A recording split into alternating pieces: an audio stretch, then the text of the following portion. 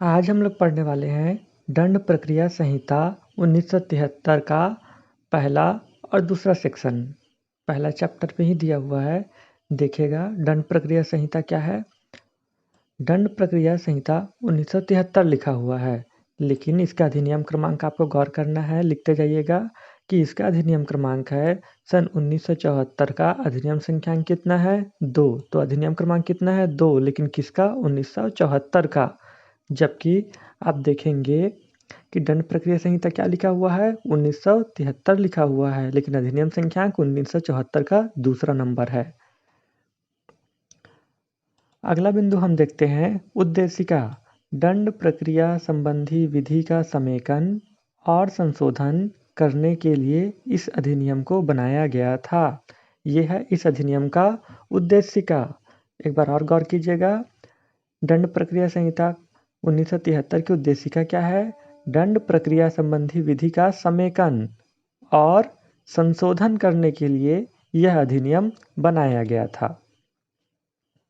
ठीक है।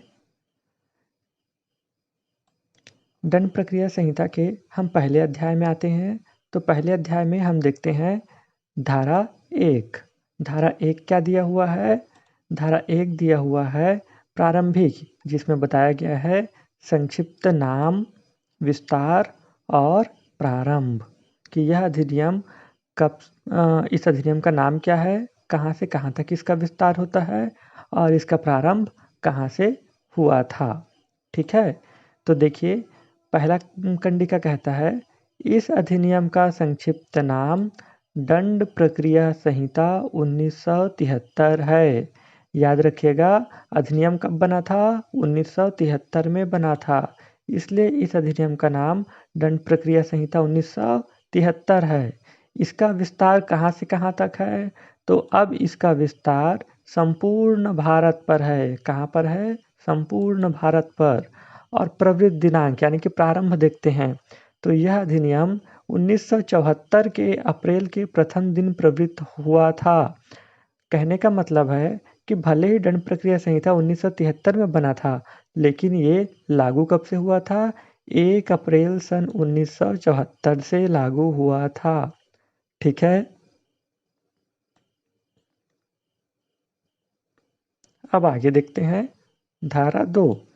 धारा 2 में बताई गई है परिभाषाएं। देखते रहिएगा। इस संहिता में जब तक कि संदर्भ से अन्यथा अपेक्षित न हो। देखिए, दंड प्रक्रिया संहिता में बहुत सारी परिभाषाएं दी गई हैं, जिसमें से पहला जो परिभाषा है वह जमानती अपराध की परिभाषा दी गई है। किसकी परिभाषा है? जमानती अपराध की। और इसी में ही आपको दिया गया है अजमानती अपराध की भी परिभाषा। तो धारा 2 क में 2 परिभाषाएं दी गई हैं, जमानती अपराध की भी परिभाषा और अजमानती अपराध की भी परिभाषा दी गई है। अब देखिए, जमानती अपराध किसे कहते हैं? जमानती अपराध से ऐसा अपराध अभिप्रेत है जो प्रथम अनुसूची में जमानती बताया गया है। देखिए, दंड प्रक्रिया संहिता में 2 अनुसूची दी गई है पीछे तरफ, तो उसकी जो प्रथम अनुसूची है उसमें लिस्ट दिया हुआ है कि कौन से अपराध जमानतीय है और कौन से गैर जमानतीय। तो जो अपराध प्रथम अनुसूची में जमानतीय बताए गए हैं वे जमानती अपराध कहलाएंगे। और एक बात और बताया गया है, मान लीजिए कि दंड प्रक्रिया संहिता की अनुसूची में वह अपराध नहीं है और अन्य विधि के में वो अपराध दिया गया है, तो यदि अन्य विधि द्वारा भी उसे जमानती बताया गया है तो उस अपराध को हम क्या कहेंगे? जमानती अपराध कहेंगे। जैसे कि अवैध रूप से शराब का आयात एवं निर्यात, ये जो है आबकारी अधिनियम में बताया गया है जमानती अपराध के रूप में, लेकिन दंड प्रक्रिया संहिता में इस अपराध का उल्लेख नहीं है।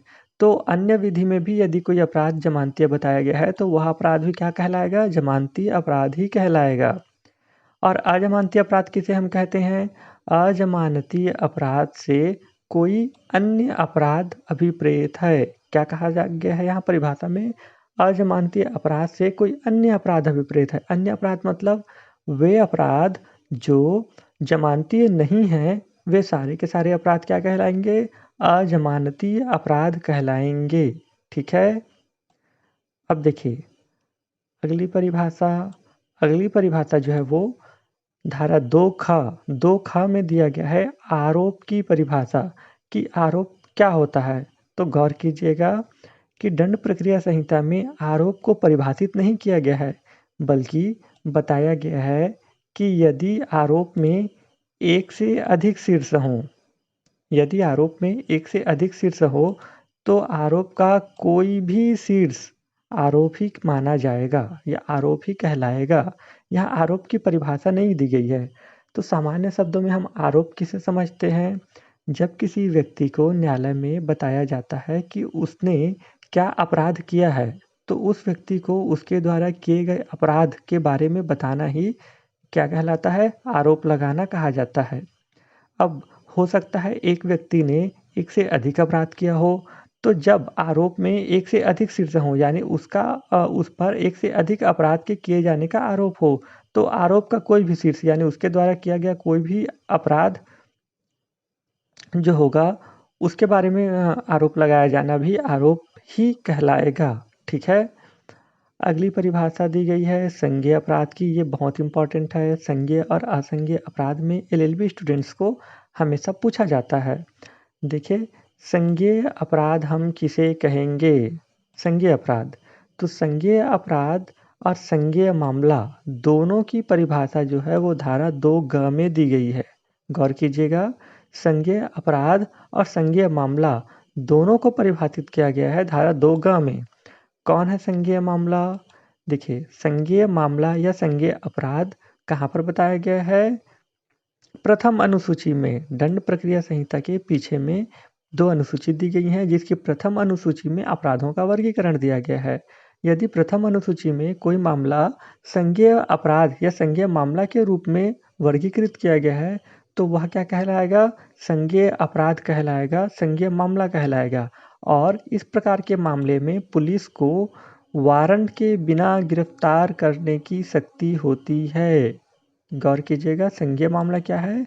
संज्ञेय मामला उन मामलों को कहा जाता है जिसमें पुलिस बिना वारंट के गिरफ्तार कर सकता है। ठीक है, वारंट के बिना गिरफ्तार करने की शक्ति होती है।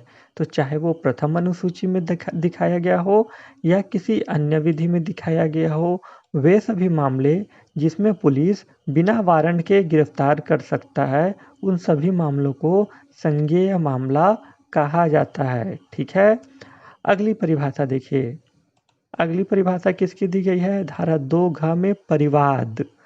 सामान्यतः परिवाद को मतलब होता है कोई शिकायत या इसे इंग्लिश में कंप्लेंट कहा जाता है। तो ध्यान दीजिएगा कि परिवाद किसके पास किया जाता है, अर्थात परिवाद जो है एक तरीके की शिकायत होती है और ये शिकायत किसके पास किया जाता है? मजिस्ट्रेट के समक्ष किया जाता है। ठीक है, पुलिस के सामने किया गया शिकायत परिवाद की श्रेणी में नहीं आता। तो परिवाद क्या है? परिवाद जो है मौखिक या लिखित रूप से किया गया शिकायत है। यह शिकायत किसे किया जाता है? मजिस्ट्रेट को किया जाता है। तो देखिए परिवाद की परिभाषा देखिए क्या है? परिवाद से इस संहिता के अधीन मजिस्ट्रेट द्वारा कार्यवाही किए जाने की दृष्टि से मौखिक या लिखित रूप में उससे किया गया यह अभिकथन अभिप्रेत है कि किसी व्यक्ति ने, चाहे वह ज्ञात हो चाहे वह अज्ञात हो, अपराध किया है। जब कोई व्यक्ति अपराध करता है और मजिस्ट्रेट के सामने उसकी मौखिक या लिखित रूप से शिकायत की जाती है, तब उसे परिवाद कहा जाता है। और जो व्यक्ति अपराधी है वो ज्ञात भी हो सकता है और अज्ञात भी हो सकता है। पर आपको यहाँ पर ध्यान रखना है कि इसके अंतर्गत पुलिस रिपोर्ट नहीं आता है। ठीक है, पुलिस रिपोर्ट परिवाद नहीं होता। परिवाद किसके पास किया जाता है? मजिस्ट्रेट के पास किया जाता है, पुलिस में नहीं। इसलिए पुलिस रिपोर्ट जो है वो परिवाद की श्रेणी में नहीं आता है। इसके अंतर्गत पुलिस रिपोर्ट नहीं आता है। तो आप समझे परिवाद किसे कहते हैं? परिवाद एक शिकायत है जो किसके पास किया जाता है? मजिस्ट्रेट के पास किया जाता है।